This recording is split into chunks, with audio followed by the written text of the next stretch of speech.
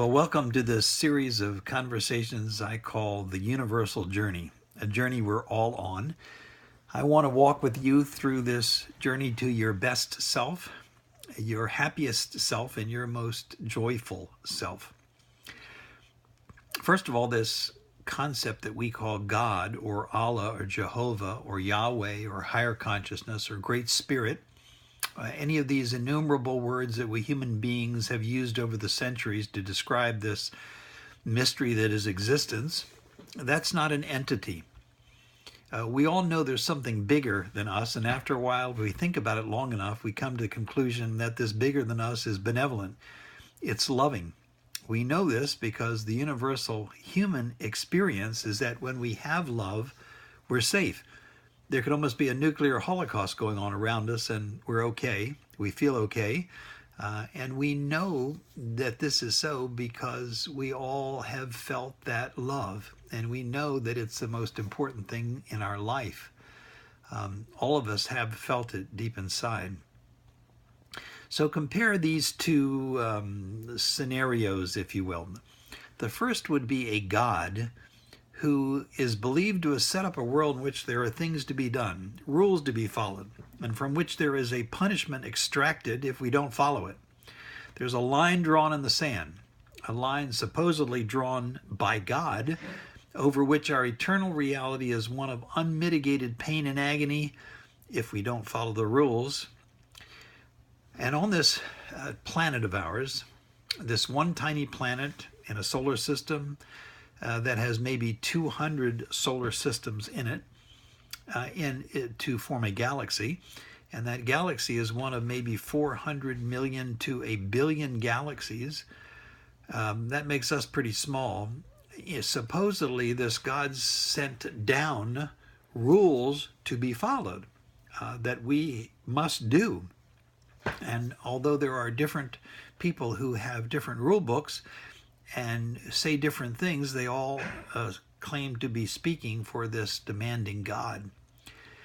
George Carlin, the comedian, once said that, imagine this, there's a God who doesn't want us to fornicate, doesn't want us to steal or to cuss or to do bad things. And if we do, then we will be sent to this place where our skin broils, our worms crawl in and off of it, we have pus and ooze coming out, and it's if we don't do what we're told to do, that's where we'll go. And never forget that this God loves you, and that doesn't compute. Contrast that to this expression of what God might be. A God who is the one that Jesus and other spiritual masters told us about, who is the expression of everything we see and every body we see. He's the power that set this universe into existence 13.7 billion years ago and sustains it now. This God is love. And so every expression of this God is love. We all live within a mammoth bubble of love. But in this bubble, which is all love, we human beings have this great gift of free will. We have this wonderful choice also that we can experience our way back to who we are. Never let go by this loving presence. We are nevertheless able to distance ourselves from it for a short while or for a long while.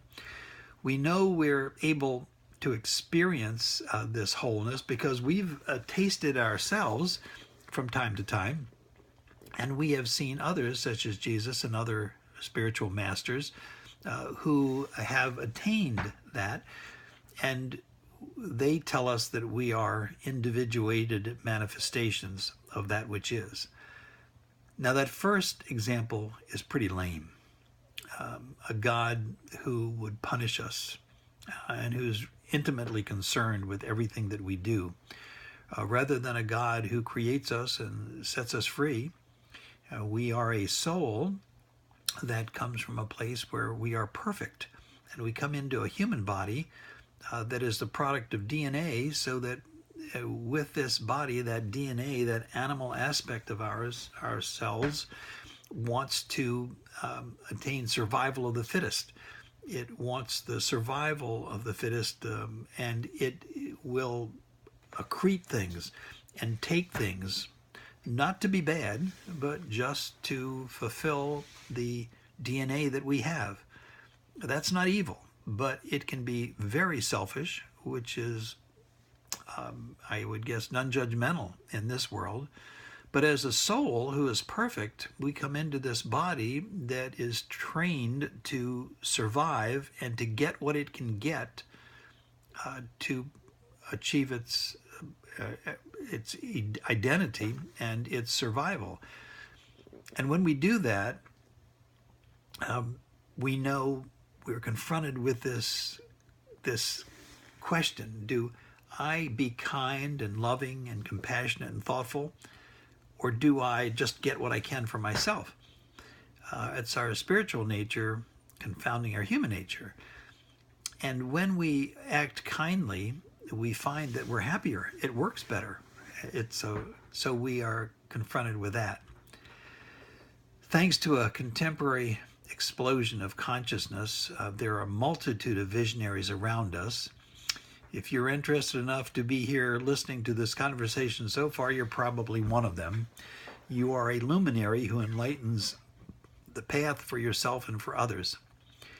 Discouragement can sometimes come if we feel that we're lonely and others have not rushed to embrace the direction that's given us so much strength, or the partial clarity it's taken us years to grow into. Surprisingly, though, people who think like us actually do outnumber the people who don't.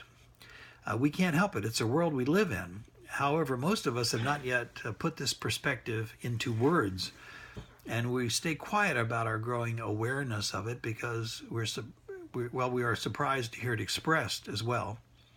And not because this perspective is new to us, but just because we haven't articulated it yet. So our situation takes a sense of humor, it always will, just to be able to laugh at ourselves and to say to God, I give that part to you, that's your concern. And when we get down to it, aren't we lucky to be able to have these insights and to see this clarity that we see? We don't look at a newborn baby, for example, and say, boy, that's an imperfect creature. It can't speak, has no job, can't read, can't eat on its own. We say instead, what a perfect baby. And so we ourselves don't need to be embarrassed by the fact that we were there and we had a limitness in our spiritual infancy. With those wonderful things that we did then, we built ourselves and we grew so we can accept ours and others' deficiencies, knowing that we're still on the way to somewhere. The absolutely silly thing would be to think that we had to go back and do those things that we did as a baby. We're not there now. We may only be in the first grade of our spiritual curve, but we're no longer a baby. So it is with humanity too. And so it is with a church or a synagogue or a mosque. Nothing to be embarrassed about in our connection with our earliest days, but how outrageously silly it would be to think that we must be there when we are here. Rome and all those other institutionalized and demagogic churches, synagogues and mosques are trying to demand us back to our toddler days, but this current imposed constraint won't work long. It hardly works now among thinking people. So you'll feel the need to keep going in your direction that your consciousness takes you, because that's who you are. You're a creator, a reflection of the big creator. We are all enticed by our inner being to live in connectedness with each other. Many choose to attempt to forget that connectedness, but it is the beauty of life in this conscious awareness of who we are in relationship to others. And it then flows naturally that we have compassion for others and want to help release them from their fears, their doubts, their connectedness from God in others. That's my cat trying to tell me that she wants to be here. You may not feel it, you may not experience it when depression sets in, but you fit everywhere. You belong everywhere. Who cares how many heresy lists you're on? God has no such list. And because God is the all that is, and this is how God works in our world. Even if we are termed wrong by others, or if some of our perceptions are wrong, or if we actually are wrong. Such is the Spirit of God that moves us forward.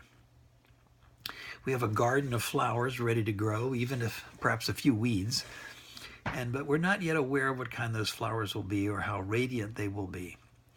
The rest of us need you, and you need the rest of us. Like it or not, we tend the garden of each other. I felt compelled to put all this into a series of conversations, which I call the universal journey, because we're all on it. Because I speak to 25,000 to 35,000 people each year in sporadic patches of a cohesive picture that I've tried to put together here and in these other conversations in this series. Those listeners, like all of us, have better answers to life meanings. Always I find that people innately know pieces of what I'm writing here, though they may not have yet put it into their own words. This current awareness hasn't matured into our cultural comprehension. Perhaps these words and this personal account with you will help to organize your current insights. Once a high school biology teacher stopped me in Home Depot to say that he had been at one of my weddings years before and was so struck by the insights of how God and science blend that he has used it ever since in his classes to the great delight and enlightenment of his students. On another occasion, a funeral director from Northern Virginia, who'd probably heard close to 1,000 funeral orations in his career, called me at home from his mother's funeral in Kansas to say that he had relayed some of the words captured in these conversations, in which I use at funerals, to his brothers and sisters at their time of loss, and he wanted me to know how much this perspective had meant to them all. Many stories like this, over and over. Resonance with this perspective seems to be in most people today, though not all, and it just needs to be put into words to bring it out. And so this series of video conversations, this universal journey, is something of a compilation of contemporary spirituality, put in, hopefully, understandable language and concepts. All around us are brilliant men and women who see clearly into the depth of how things are and then zero in on a specific segment of how God manifests God's self. There's so much going on, and so fast and beautifully it comes at us that it can seem to be overwhelming. So I'm attempting to sum it up, to lay out a sort of map to help show how it fits together. Much of this will be new, and as such will need to be brought up in discourse, and argued about, and then refined. Such a task as this is precarious. There is not a body of unyielding truth to which one can search for the answers. Rather, God's amazing presentation, the unfolding universe, and our expanding knowledge and recognition of this divine natural presentation is dynamic, ever-changing, and blossoming into new manifestations right before our eyes. There is no way that in a frozen in time, a cultural outlook can capture for all times what is really going on in this evolving realm of existence. But it is better to update our perception of it than to rely on some outdated perspective. Moreover, it's just as impossible to believe that I've captured here the full encompassment of current spirituality in this series of conversations. Surely I've been influenced by what I think is important and may have easily left out something that you think is important. One of the most magnificent insights to come from our current stirring of the Spirit is that none of us really get it all. Getting it all is the totality of God. We simply move about experiencing the pieces of it, and thank God for this experience. These conversations are not about how the organized structure of what is perceived as Christianity or any other religion today can evangelize and dominate the world. Not only is that notion not matter, but it is completely out of bounds to Jesus and all the other founders of religion. Jesus could have cared less about the structure of church. In fact, you will find that whatever church, synagogue, or mosque you may be in, or may have grown out of, espouses these things at their core, and then goes on to incorporate all kinds of practices and requirements that may have once thought to bring out those truths, but which may have largely lost their vigor over time. This will grow you beyond your religion if you have one, rather than condemn it, and it will give you a new hope and fresh inspiration if you have no faith. These conversations are about how we as individuals and all of us as a society can understand the extremely practical way the universe has been created by God, and how alignment with the universal laws of nature and divinity, which keep this universe in operation for its purposes, how that can bring about the best in us individually and as a society. Jesus, for those of you who find value in his life and message, cared that we would see things in a new way. He urged us to look beneath the surface of all that is and to see in the depths of the face of God. He operated on the belief that if we saw things in a new way as they really were, then we would eventually make the right decisions about becoming the best of who we are. He was not a behaviorist who told us what to do and how to act. His message was all packed around the idea that if people could see the beauty of God in all that is, then they would be different, with actions naturally following. But the essence is in the being and not in the doing. Doing comes after being. When I wake up in the morning, I would never even consider hitting my wife with a brick because I love her, and that would be the farthest thing from my mind. I don't need a "thou shalt not hit thy wife over the head with a brick" because I operate under the new law of love. It is not that "thou shalt not hit thy wife over the head with a brick" is no longer a moral law, excuse me, or that it is no longer valid. It is simply that "thou shalt not hit thy wife over the head with a brick" has dissipated, faded away in the brilliance of love. Each of us innately is perfect, and each of us has chosen paths that are so that we can experience the next step in the realization of that perfection. The process itself is perfect. Each of us can have unbridled respect for the unfolding of this process in each other's lives. And so each of us is on our own eternal journey toward the realization of our own perfection, our own participation in divinity. We're in the right place at the right time for the next big step. So come on, jump in. Engage yourself for these challenging, uplifting conversations and push yourself forward to the next great step of who you are.